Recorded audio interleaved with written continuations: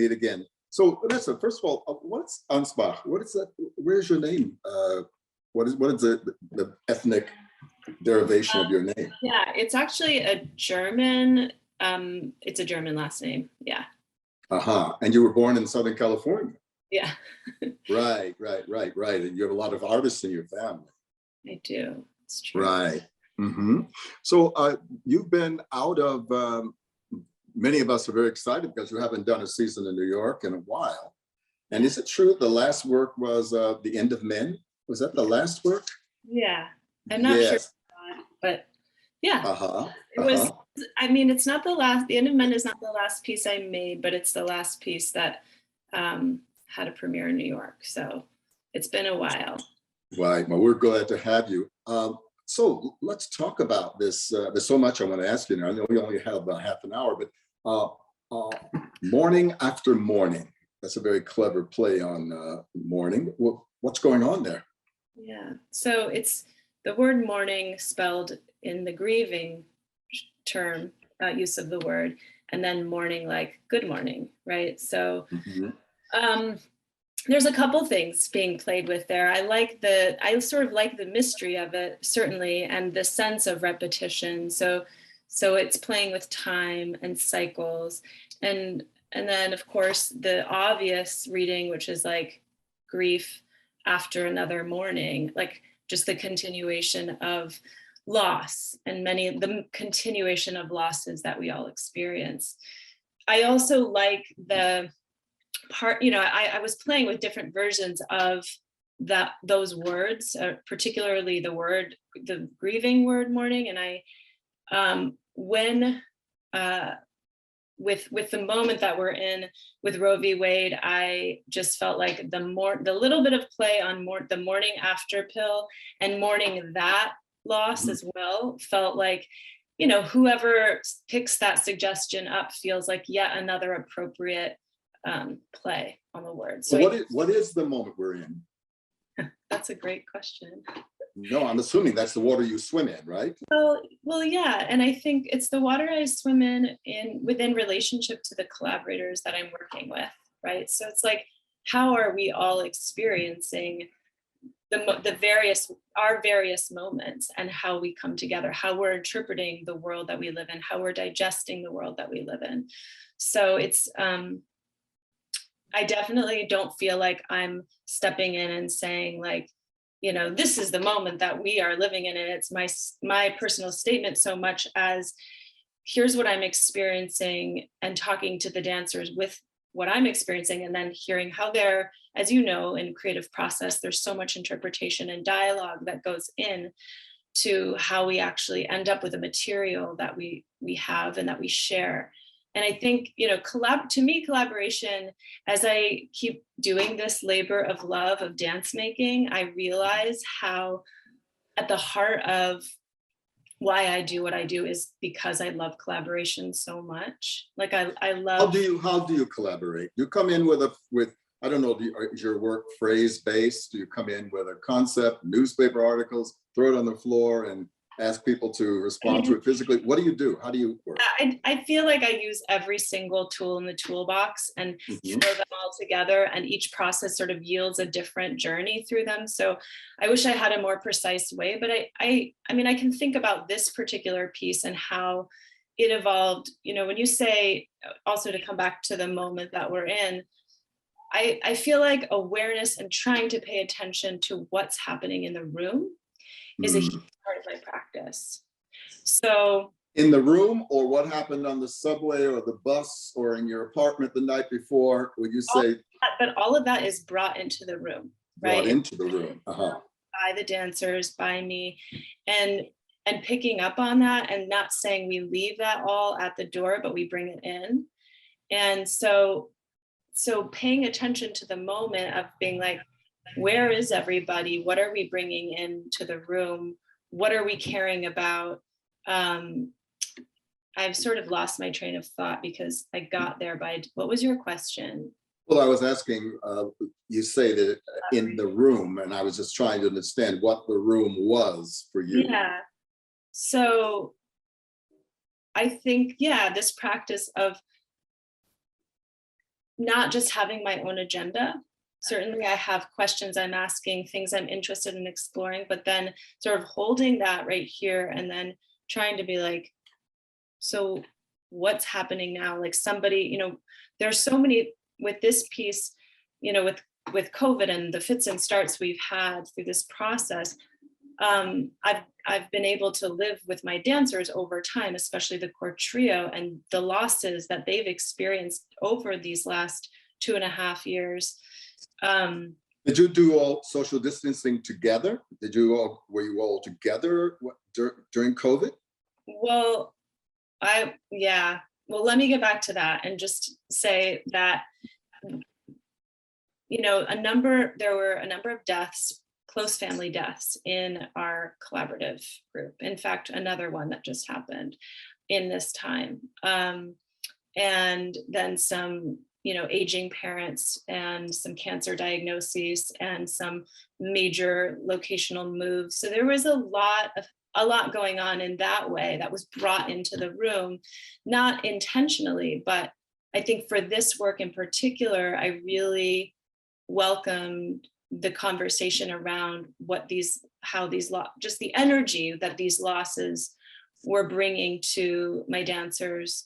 But I think also we found, because we did meet in the pandemic on and off, we'd had many disruptions and residencies canceled, but when we got together, there was a sense of something about being in relationship and, holding what we're holding together, and something about that holding this net, this web of care certainly runs through the work, and holding each other through all of these things. And in the room, somebody brings in that, yes, their father just died of COVID, and then somebody got spit on, on their way on the sidewalk, and then the other person just is having a love affair, right? And the three of those things are all in the room together. It's part of what I mean, like what's happening in the room. And then there's this question these other questions that I began the process with that have, like what? Like what did you begin with? Well, so I started with when we talk about the moment, this was back pre-pandemic, and I was up where I was up in Maine teaching, but just trying to process the ongoingness of atrocities. We're in a time where we're flooded. It doesn't stop. And I think because my life slowed down so radically from moving from New York to Maine, and my, attention really narrowed. And so because of that slowing down, I think trying to digest in a very sensitized body, as often happens when you're with an infant or postpartum, the inability for me to process, right? And seeing that, or looking around and asking questions like, how are you processing the ongoingness of this? Like, this is a question Susan Sontag posed in regarding the pain of others a long time ago, right? With the images of war, and how are we able to, do we become desensitized? And and I think that was really the crux of my inquiry, is that desensitization, and really asking other specifically at the time, care providers, people who identified as care providers, but I think we all are in our own various ways care providers. But although I hear that there's a real shortage right now of professional care providers, and that's why we look to our Filipinx community, because they seem to have taken on that mantle for much of the West, if not around the world. Is that, you say we're all care providers? I'm not quite sure if we all are. I mean, that's a huge question that I'm really passionate about also, because when I lived in New York for years, I worked professionally as a nanny alongside being a choreographer. That is how and I was right there seeing how, so many privileged New Yorkers were outsourcing their care so that they were making, 5 times the income or whatever. And then the care providers of those children were actually putting their children in daycare centers and just being like shouting, like, why is this not more like, why this is right in front of us everywhere. Why are we not talking about this enormous problem? And it gets touched on here and there, but well, for some of us, it's so enormous. Being on Fifth Avenue and seeing a Black woman pushing a pram with a little blonde child in it, there used to be a moment where that person and I would have a moment where we'd look at each other, and there was something like defiance and guilt, because I try not to be judgmental looking at her, like, love, where are your children? I know what you're doing. You're out trying to earn a buck. So it's not so touched on. Some of us have lived with it so long that it's hard to make it anything special. But thank you. I'm just rushing us a little bit. I noticed that in your bio, you mentioned landscape. Landscape seems to be an important concept in your self-description or in your work. Is that true? Well, I'd say landscape certainly feels inspirational to how I ground and in myself and try to find some sense of clarity of vision. Having grown up with a deep connection to the Pacific Ocean and in living in proximity to it, it certainly felt like a lifeline for me, my spiritual center, my God. And are you a believer? I mean, a believer in the great spirit, the great mystery, I practice Buddhism. So, I'm like that. It's a big issue, right now. There are whole people, groups and families don't speak to each other because somebody has a belief about the cosmology and religion, and somebody claims to be like you or me, agnostic, or we have a vague sense of spirituality. But I always assume that people who make art have some transcendental impulse in them. Would you think that's too heavy for you? I like that. I actually feel, yeah, transcendental impulse is sort of like, what does that mean exactly? And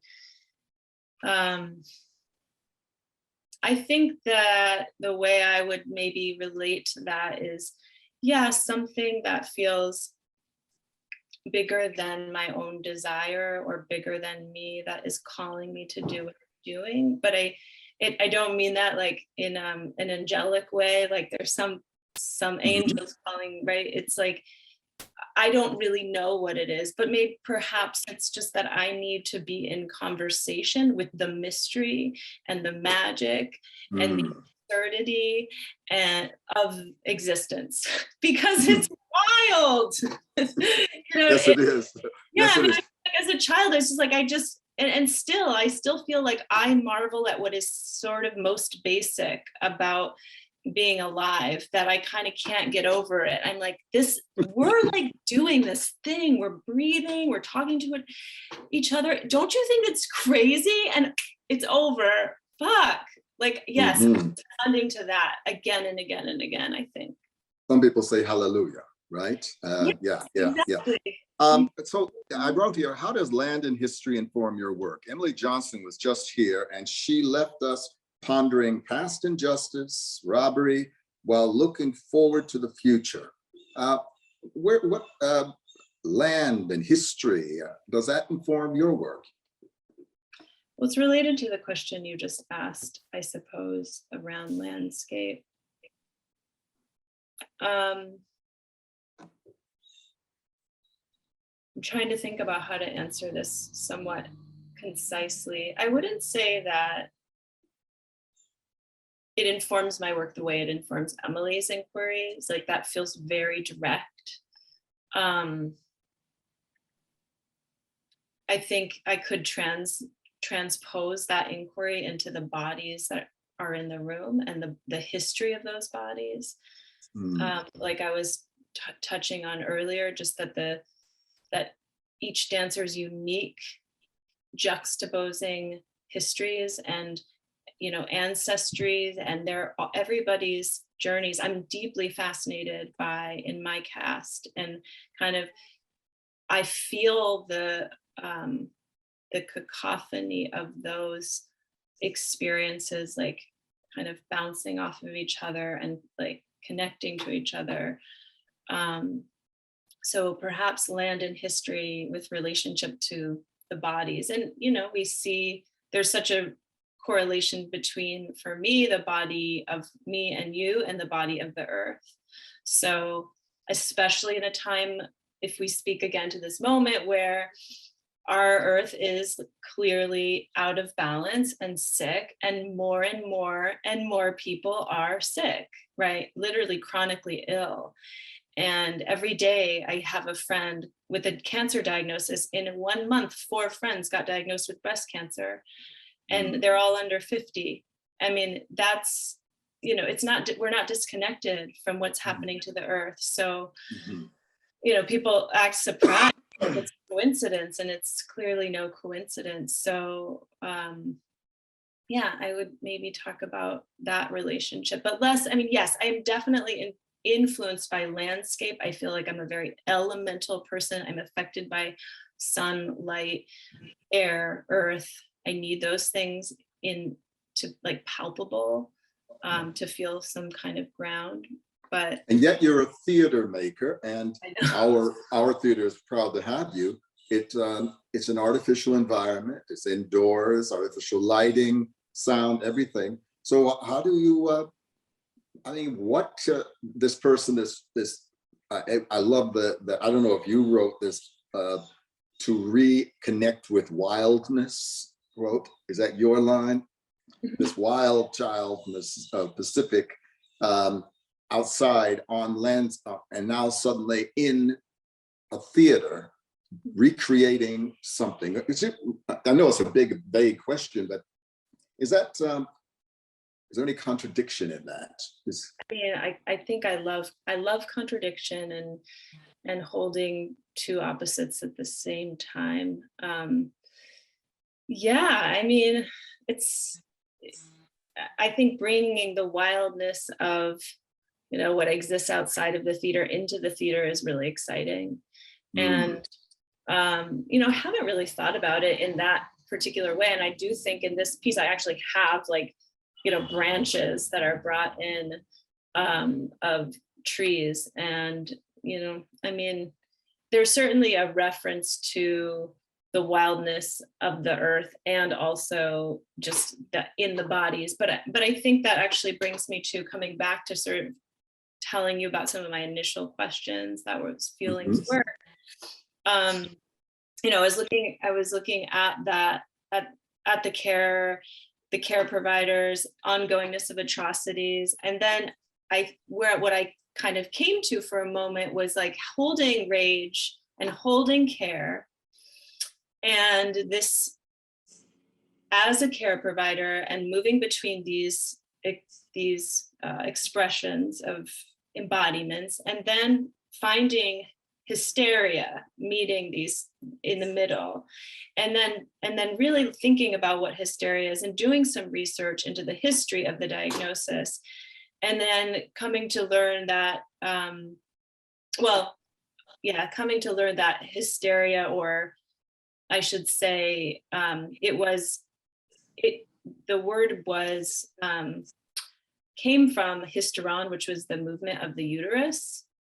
And so that connected me to thinking about what is that history of the movement of the uterus and women in this hysteric state. It sounds like women in mourning. So then I'm thinking about mourning, and then I find that mourning and grieving publicly in ancient Greece and Rome became outlawed at one point in public, at public funerals. And I thought, wow, the power of a woman's grief and rage. Women were outlawed, not men, but women were outlawed, and is so powerful to stir up social unrest. So that's where I started getting more interested in what this term, like hysteria, the link between hysteria and mourning, and supposing that perhaps hysteria is an appropriate response to the suffering of Mm. the moment, right? And to sort of pull that exploration or that embodiment apart a little bit, to look at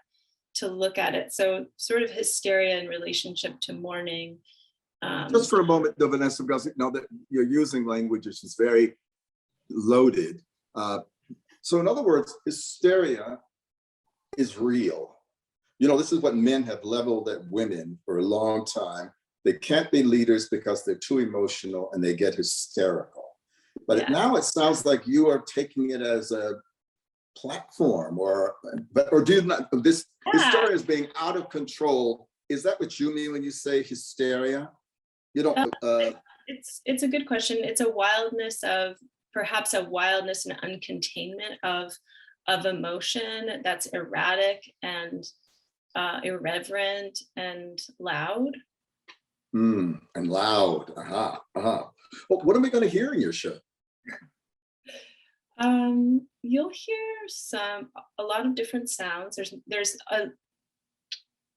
many sounds. So, but you will also hear some of the dancers' vocalizations. You might hear, I don't want to give it away. Okay, all right, fine. There will. Okay. It is vocalization, sound coming from the performers, and you have a collaborator whose job is, do you use terms like score, composer? Yeah, that's a tricky subject right now. So I sort of shy away from talking about sound. Okay. Good. We just touched something, right? And we'll just move away and what the performance will tell us. You are a parent. Maybe you've already said this, how does that inform your work? And more importantly, your take on the future? Yeah. Well, I sort of touched on it a little bit in the beginning when I was saying how being up in Maine with my young child really sensitized me in a way to the world in a new way that was more maybe in my body and my heart, less in my head. So I think that parenting him really sort of was the seeds of this inquiry. It took me down the road. I just sort of charted for you. Any other parents in your cast?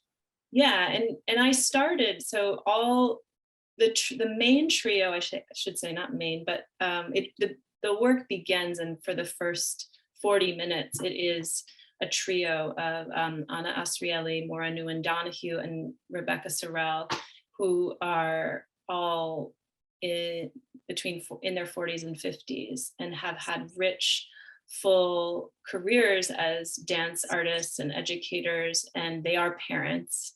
And that felt important to me at the beginning of the work, that we were relating in that particular way. However, I really took some time to think about that as we were working together, and in my research and inquiries, and feeling like, is that, them identifying as mothers, is that really the core? Is that, how important is that? And I don't think it is, actually. That's why I said, are we all care providers in some way? And then you bring up a great question. But I think, especially friends of mine who've chosen to not be parents, I don't think that they have less of an experience of holding others and needing to care for others in the way that mothers do. I don't think, so I took that criteria off, but I still was already working with these three. Yeah. Right. So this is all sort of, maybe this is irrelevant, but The End of Men, Yeah. pretty provocative title, right? Is that in conversation with Morning After Morning? Yeah, I think it is. And I didn't intentionally make it in conversation, but, so these things happen.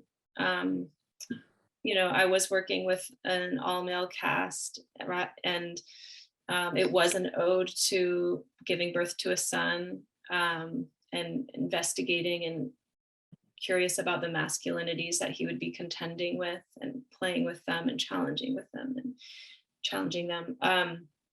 This piece, it's interesting. I mean, in some ways, yeah, I'm not working with an all male cast. In fact, nobody in the cast identifies as a man. Not everybody identifies as a woman or female fully either.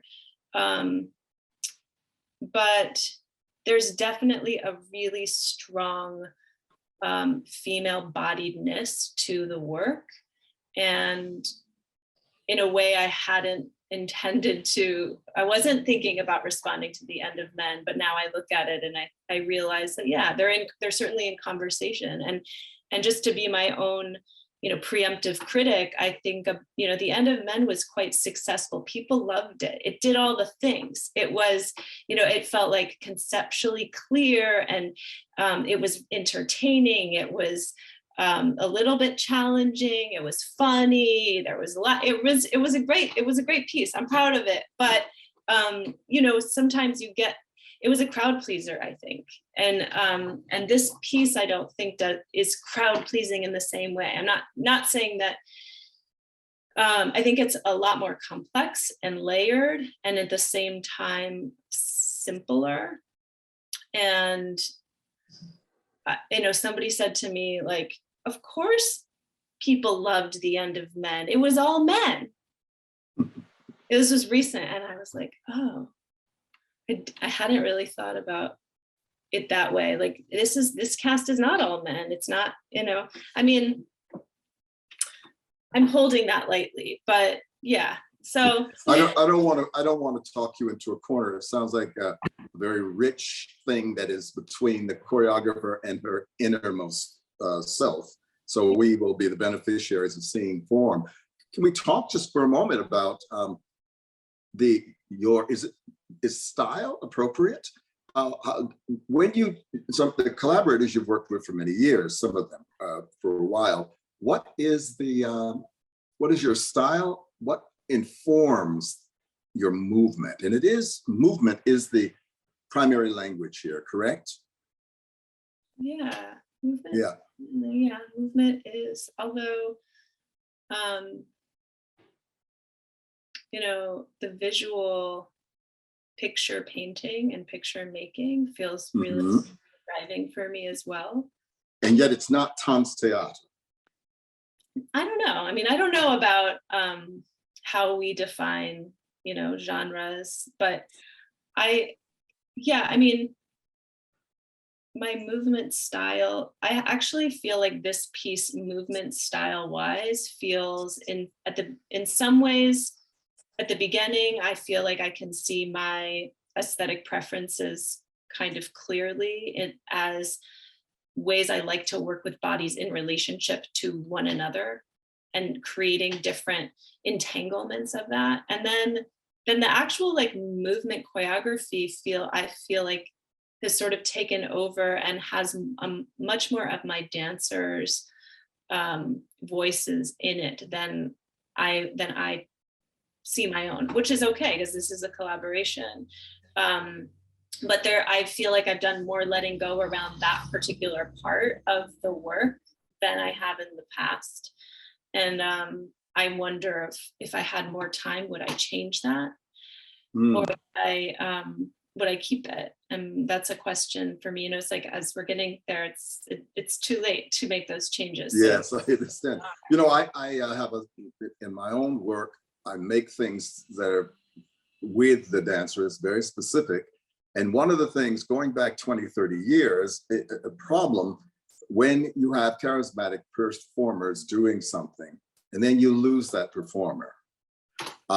Does the work have to be put away, or is it become repertory? And this is where we really focus in on this question of the movement, because are you interested in repertory, or do you just make the next piece, not just make the next piece? What happens when people change? Do you have to teach the movement again? I wish that I could live inside of that inquiry more, because I think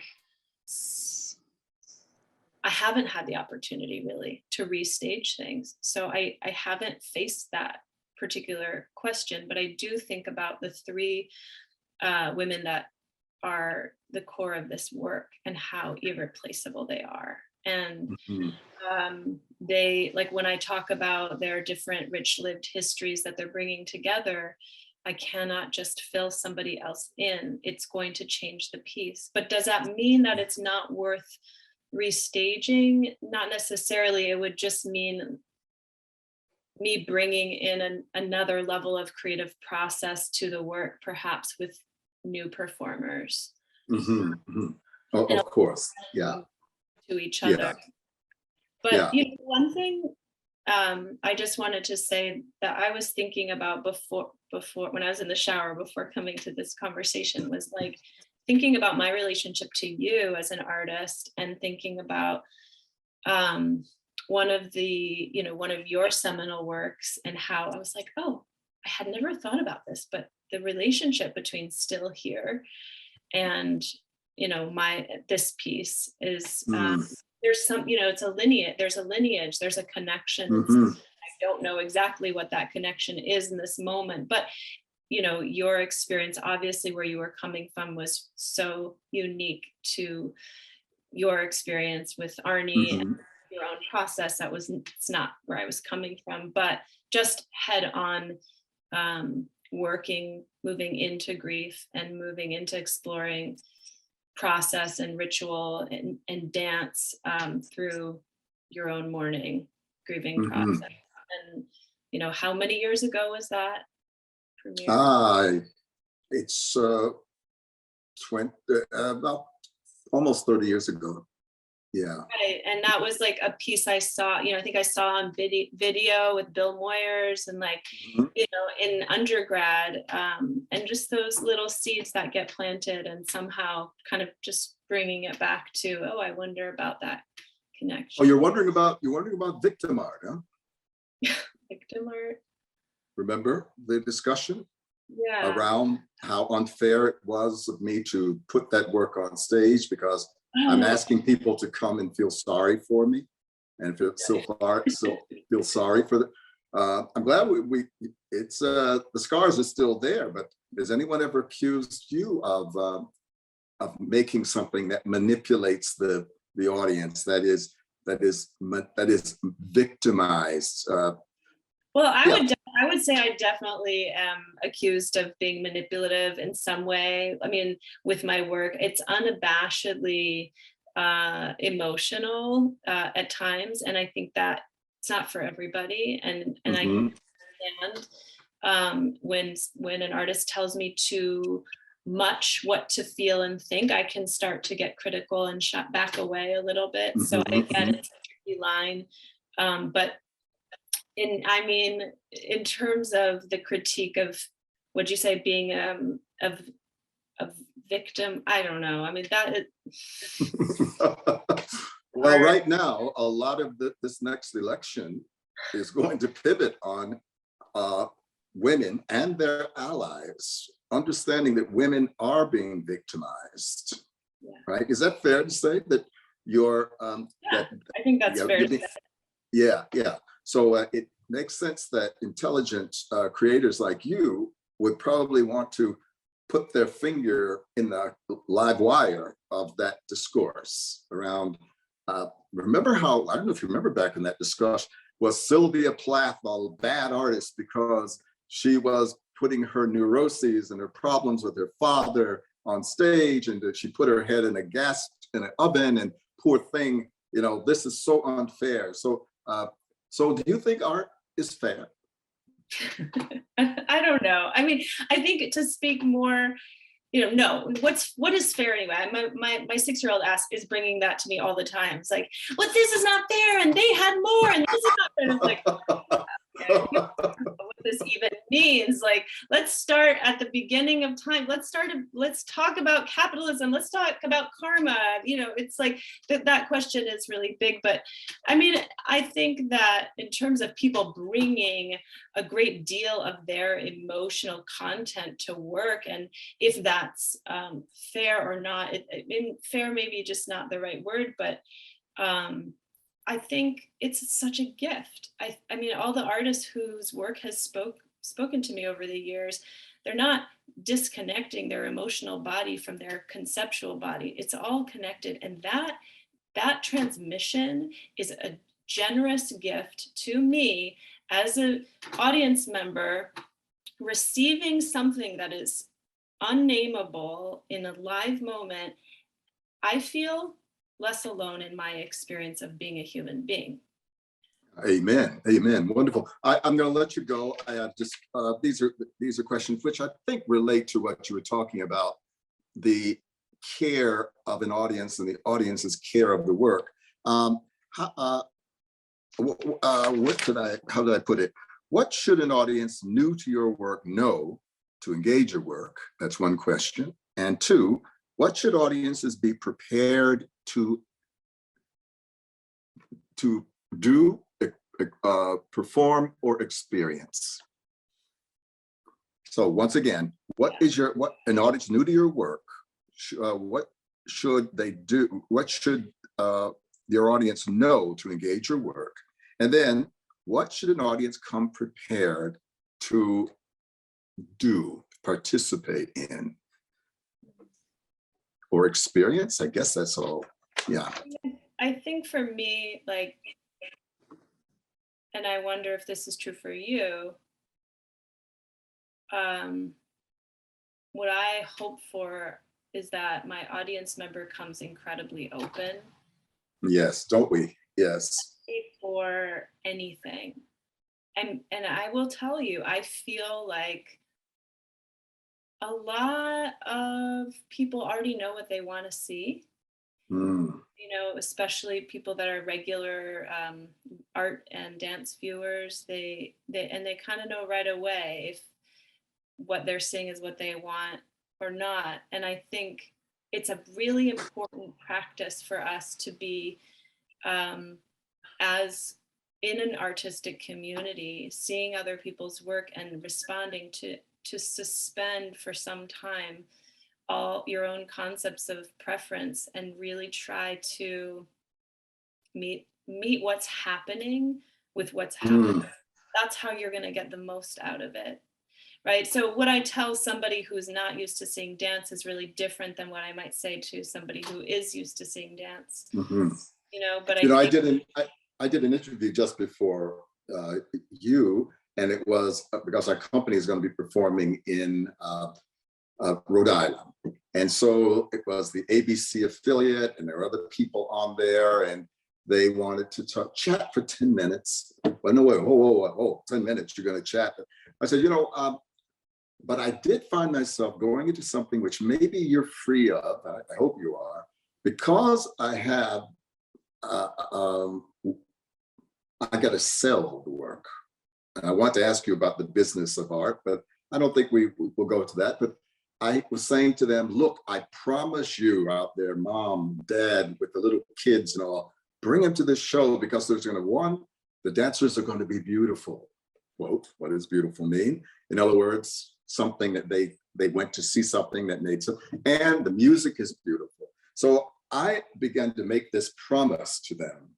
Not sure if you can ever make a promise about an event, that it's going to be entertaining. It's going to be worth your while. I sense that you're free from that right now, even though you said the end of men. Wow, that's awesome. I'm doing a great job then. The lipstick did that for me.